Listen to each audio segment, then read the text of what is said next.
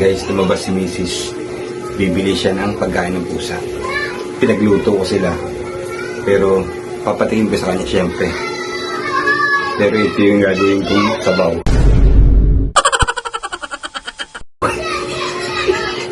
Let's go.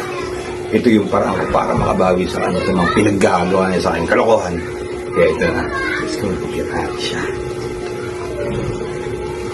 Bye.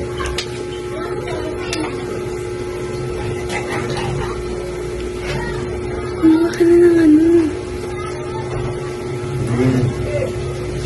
Ma, Yes. tikman mo nga.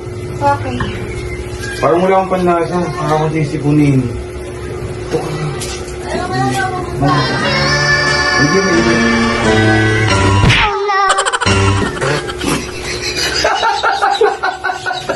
Alat!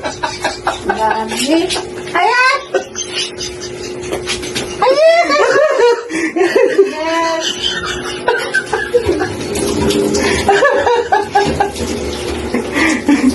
Sarap ba?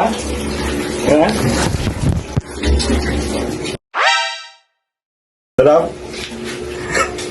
Alat!